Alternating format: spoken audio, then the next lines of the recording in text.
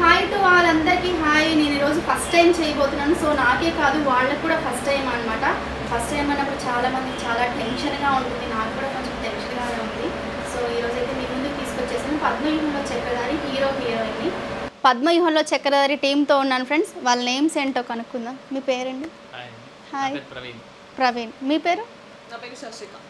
So ఈ movie ఎలా start చేశారు, ఎలా ఎండ్ చేశారు, అండ్ మీరు అనుకున్నదంతా వచ్చిందా, అయిందా అనుకున్నదంతా? బాగా వచ్చిందండి. బాగా వచ్చింది, చాలా బాగా వచ్చింది. మీరు అనుకున్నదంతా ఫినిష్ చేసేసారు, అయిపోయింది. అయిపోయింది. సో ఇందులో మూవీనే షూటింగే కదా, మూవీ షూటింగ్ గురించి అనుకున్నాను.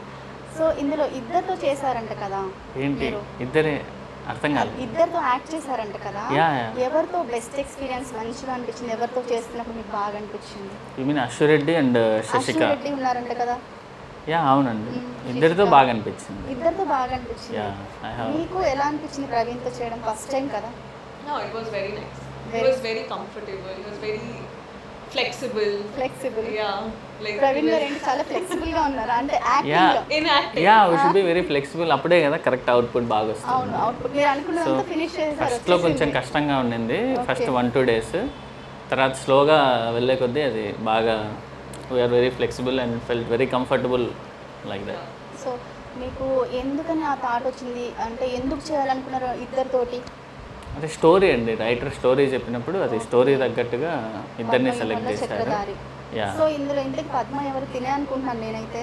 మెయిన్ అంటే సినిమా స్టోరీ చెప్పేయమంటారా ఏంటి మొత్తం? ఇప్పుడు స్టోరీ నేను చెప్పమనట్లేదు. పద్మ ఎవరు అసలు? పద్మ ఏంటి? ఇది పద్మవ్యూహం, ఇది పద్మవ్యూహంలో చక్రధారి. ఇది అసలు ఏంటి, ఏ టైప్, ఎలా ఉంటుంది అనేదంతా మూవీ చూడాల్సిందే. ఎందుకు ఇప్పటి వరకు కూడా మీరు టీజర్ రిలీజ్ చేయలేకపోయారు? టైం అది ఇప్పుడే జస్ట్ షూట్ అంతా అయిపోయింది, పోస్ట్ ప్రొడక్షన్ అంతా జరుగుతుంది. ముందు నుంచి టీజర్ రిలీజ్ చేస్తారు, పోస్టర్లు వేస్తారు. నెక్స్ట్ వీక్లో టీజర్ ప్లాన్ చేస్తున్నాం మేము. So she is experienced already. So తినేమో ఫస్ట్ టైము, ఓకే, ఫ్రెష్ అనమాట మన ఇండస్ట్రీకి రావడం, తెలుగు ఇండస్ట్రీకి. సో మీకు ఎలా అనిపించింది తనతో? ఏమన్నా ఇబ్బంది పడ్డారా ఫస్ట్ టైం చేస్తున్నప్పుడు? ఇబ్బందిగా అనిపించిందా? అదే ఫస్ట్లో కొంచెం ఇద్దరికి కొద్దిగా అంటే చెప్పండి కొంచెం